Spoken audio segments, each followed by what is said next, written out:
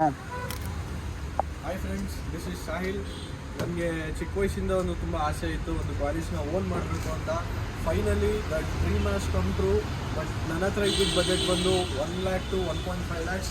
ಆ ರೇಂಜಲ್ಲಿ ಹುಡುಕ್ತಾ ಇರಬೇಕಾದ್ರೆ ನನಗೆ ಸಿಕ್ಕಂಥ ವೆಹಿಕಲ್ ಇದು 1 lakh rupeesಗೆ. ಸೊ ಇದನ್ನು ತುಂಬ ರೆಸ್ಟೋರೇಷನ್ ಮಾಡಬೇಕು ಅಂತ ಅಂದ್ಕೊಂಡಿದ್ದೀನಿ. ಇನ್ನು ಮುಂದೆ ರೆಸ್ಟೋರೇಷನ್ ಮಾಡ್ತಾ ಹೋಗ್ತೀನಿ. ಈ ಕ್ವಾಲಿಸ್ ಬಗ್ಗೆ ಹೇಳೋದಾದರೆ, ಈ ಕ್ವಾಲಿಸ್ ಬಂದು 2.4 ಲೀಟರ್ ಡೀಸೆಲ್ ಇಂಜಿನ್ ಬರುತ್ತೆ. ಆ್ಯಂಡ್ ಗಾಯ್ಸ್, ಇದರಲ್ಲಿ ಹ್ಯಾಲೋಜನ್ ಹೆಡ್ಲ್ಯಾಂಪ್ಸ್ ಬರುತ್ತೆ ವಿತ್. ಹಾಗೆ ನೋಡೋದಾದರೆ ಸೈಡ್ ಫೇಶಿಯಾ ಬಂದು ಇದರಲ್ಲಿ ನಾರ್ಮಲ್ ರಿಮ್ ವೀಲ್ಸ್ ಬರುತ್ತೆ ಎಲ್ಲ 4. ಆ್ಯಂಡ್ ಫ್ರಂಟ್ 2 ಡಿಸ್ಕ್ ಬ್ರೇಕ್ಸ್ ಬರುತ್ತೆ ಇದರಲ್ಲಿ. ಆ್ಯಂಡ್ ಹಾಗೆ ಹಿಂದೆ ನೀವು ನೋಡೋದಾದರೆ ರೇರ್ 2 ಡ್ರಮ್ ಬರುತ್ತೆ ಇದರಲ್ಲಿ. ರೇರ್ 2 ಡ್ರಮ್ ವೀಲ್ಸ್ ಬರುತ್ತೆ. ಸೊ ಹಾಗೆ ನೋಡೋದಾದರೆ ಒಂದು ಓವರ್ ಆಲ್ ಲುಕ್ಕು ಈ ಥರ ಬರ್ತಾ ಇದೆ ಗೈಸ್ ವೆಹಿಕಲ್ದು ಈಗ ಕರೆಂಟ್ಲಿ.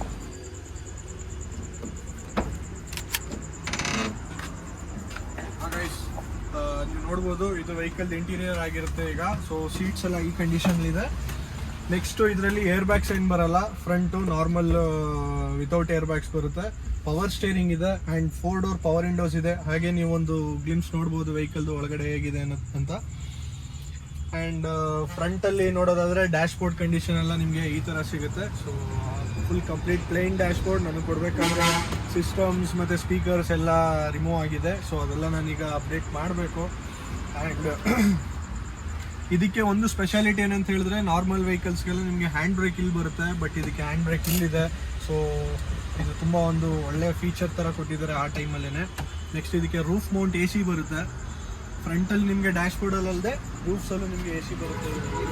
ಆ್ಯಂಡ್ ಕಂಪ್ಲೀಟಾಗಿ ಇದು ಒಂದು 8 ಸೀಟರ್ ಕಾರ್ ಆಗಿರುತ್ತೆ. ಲಾಂಗ್ ಡ್ರೈವ್ ಮಾಡೋದಕ್ಕೆ ವಿತ್ ಫ್ಯಾಮಿಲಿ ಹೋಗೋದಕ್ಕೆ ಪರ್ಫೆಕ್ಟ್ ಕಾರ್ ಆಗಿರುತ್ತೆ ಗೈಸ್. ಹಾಗೆ ಇದ್ರದ್ದು ಒಂದು ಸ್ಮಾಲ್ ಇಂಜಿನ್ ನೋಟ್ ಹೇಗಿದೆ ಅನ್ನೋದನ್ನ ನಿಮಗೆ ತೋರಿಸ್ಕೊಡ್ತೀನಿ.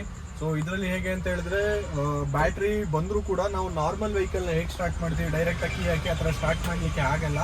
ಸೊ ಇದನ್ನು ಒಂದು 2 ಟೈಮ್ಸ್ ನಾವು ಹೀಟ್ ಮಾಡಬೇಕು. ಹೀಟರ್ ಕಾಯಿಲ್ ಅಂತ ಬರುತ್ತೆ. ಹೀಟ್ ಮಾಡಾದ್ಮೇಲೆ ನಾವು ಸ್ಟಾರ್ಟ್ ಮಾಡಬೇಕು ವೆಹಿಕಲ್ನ. ಸೊ ಈಗ ಇದ್ರದ್ದು ಇಂಜಿನ್ ಸೌಂಡ್ ಈ ಥರ ಬರ್ತಾ ಇದೆ.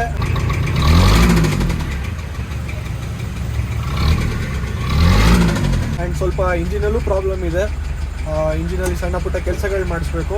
ಸೊ ಅದೆಲ್ಲ ಆದಮೇಲೆ ನಿಮಗೆ ಸ್ಟೆಪ್ ಬೈ ಸ್ಟೆಪ್ ಎಲ್ಲನೂ ನಾನು ತೋರಿಸ್ಕೊಂಡು ಹೋಗ್ತೀನಿ. ಒಂದೊಂದಾಗಿ ನಾನು ಈ ಕಾರಲ್ಲಿ ಏನೇನು ಮಾಡ್ತೀನಿ, ಏನೇನು ಮಾಡಲ್ಲ ಅನ್ನೋದನ್ನೆಲ್ಲ ನಿಮಗೆ ತೋರಿಸ್ಕೊಂಡು ಹೋಗ್ತೀನಿ. So stay tune guys.